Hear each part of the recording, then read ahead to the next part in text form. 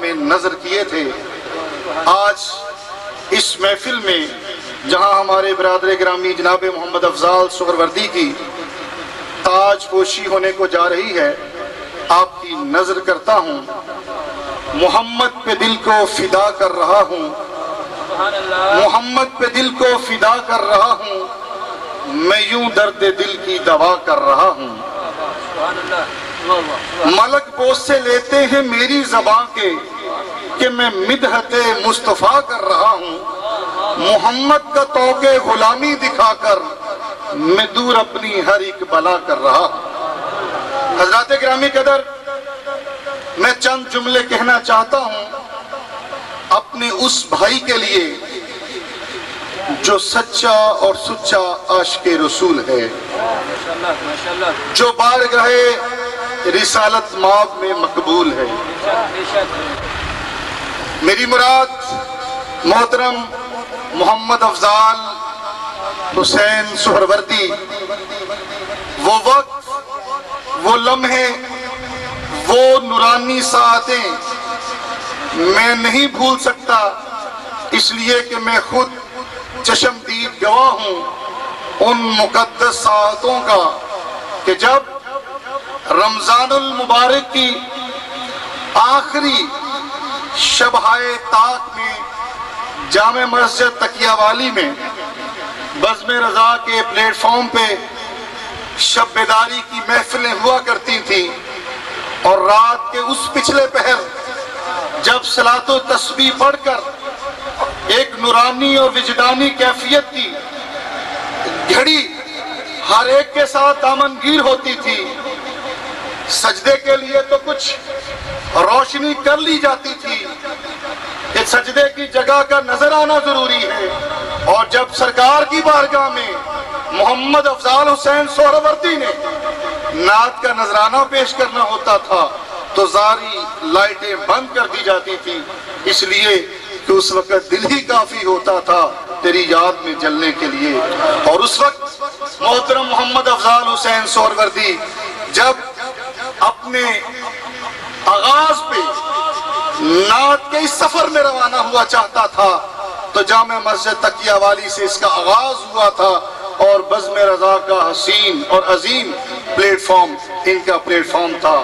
میں وہ وقت نہیں بھولتا کہ اس لمحے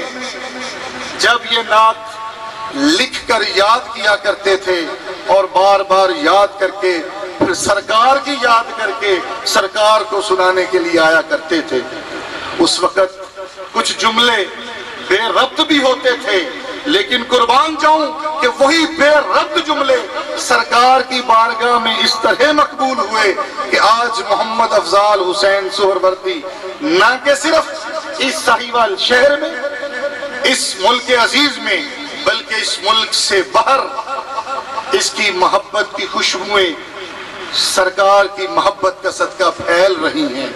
اور ہر لحظہ اور ہر آن آپ کی عزت، قدر اور منزلت میں اضافہ ہو رہا ہے۔ میں سمجھتا ہوں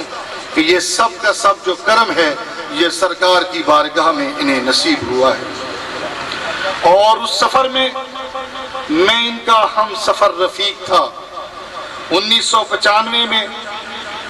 انہوں نے بیعت کی، عزت مآب پیر طریقت فصیح اللسان فصیح البیان حضرت پیر سید فصیح الدین سہروردی دامت برکاتہم عالیہ کے دستے حق پرست پر، اور اس بیعت کے بعد ان کے جو دل کے بند گوشے تھے وہ بھی سرکار کی محبت سے اس طرح مہکے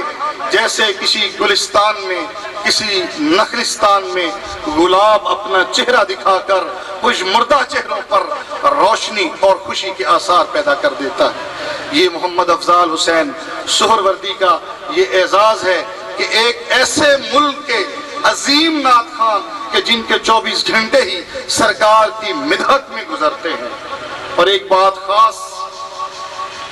جو روٹین میں ہوتی ہے لیکن نظر نہیں آتی، لیکن میں اس کا اظہار کرنا چاہوں گا کہ آپ کے دادا پیر حضرت پیر سید ریاض الدین سہروردی شاہ صاحب رحمت اللہ تعالی علیہ نے اپنے فرزند ارجمند پیر سید فصیح الدین سہروردی کو ایک دعا دی تھی کہ لوگ دعا کرتے ہیں کہ ان کے بیٹے، ان کی اولاد حافظ قرآن بنے، میں اپنے بیٹے کو دعا دیتا ہوں کہ یہ حافظ نعت بنے۔ یہ سلسلہ جاری ہے یا رسول اللہ۔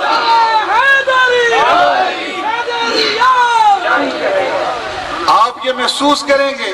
کہ قبلہ پیر فصیح الدین سہروردی صاحب کبھی بھی ڈائری کا سہارا نہیں لیتے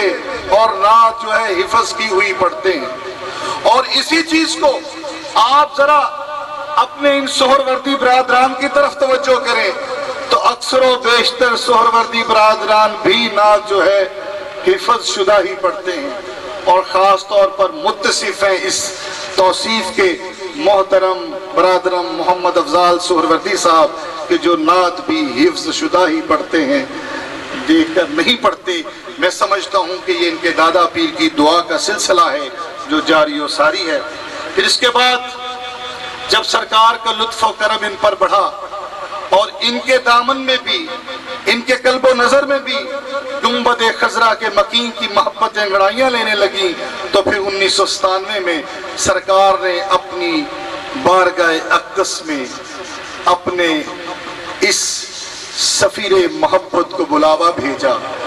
اور اپنے دربار کی ضیاباریوں سے اس کو مشرف کیا۔ یہ وہ وجدانی اور روحانی گھڑی تھی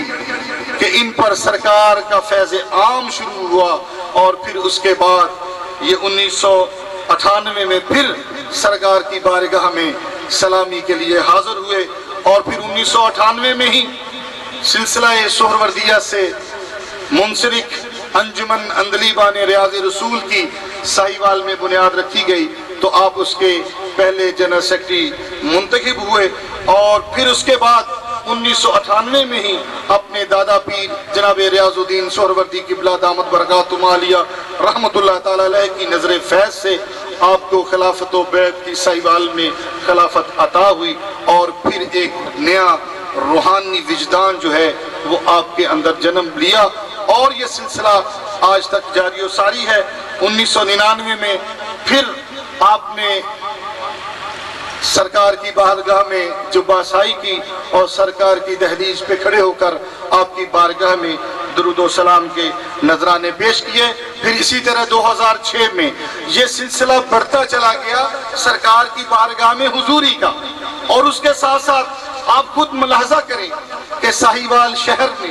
جو اس کی جو سرزمین ہے یہ بہت زرخیز ہے عشق رسالت مآب صلی اللہ علیہ وآلہ وسلم کے حوالہ سے۔ ساہیوال نے بہت بڑے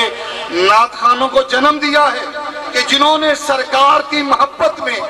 اپنا بہت نام کمایا ہے۔ تعریف تو یہ سرکار کی کرتے تھے لیکن سرکار ان کو عطا کرتے تھے، اس لیے کہ معاملے بھی میرے عجب ہیں حضور کے ساتھ میں خطا کے لیے اور وہ عطا کے لیے۔ جب ان کے ساتھ معاملے جڑ جاتے ہیں، جب نسبت طے پا جاتی ہے تو پھر عروج اور دوام اس کا مقدر ہو جاتا ہے۔ جس پر سرکار دو عالم کی نظر ہو جائے گی وہ ہستی ہر دو عالم میں معتبر ہو جائے گی، اور یہ اس حقیقت کے آشکارا ہیں ہمارے محمد افضال سہروردی صاحب کہ جو الحمدللہ خوش گلو بھی ہیں اور خوش الہان بھی، ان میں مروت بھی ہے اور معدت بھی، یہ محبت بھی کرتے ہیں اور خلوص کا اظہار بھی کرتے ہیں، چاہت بے نیاز طریقے سے کرتے ہیں اور محبت فراوانی عشق سے کرتے ہیں، اس لیے کہ دیار حبیب سے یہی سبق ملتا ہے کہ میرے چاہنے والوں سے محبت کرو، اور یہ اس سے محبت کرتا ہے۔ میں سمجھتا ہوں کہ ہمارے محمد افضال سہروردی صاحب اس ساہیوال شہر کی آبرو ہیں فروغ حمد و نعت میں، اور اس وقت ساہیوال شہر میں ان کا ثانی نہیں، اس لیے کہ یہ ایک تربیت کا سلسلہ بتدریج آگے بڑھا رہے ہیں، ایک کے بعد دوسرا سہروردی جنم لے رہا ہے، وہ بھی سرکار کی بارگاہ میں نعت کہتا چلا جا رہا ہے اور نام کماتا چلا جا رہا ہے۔ میں دعا گو ہوں اس کا ہم سفر رفیق ہونے کی حیثیت سے کہ اللہ تعالیٰ اس کو مزید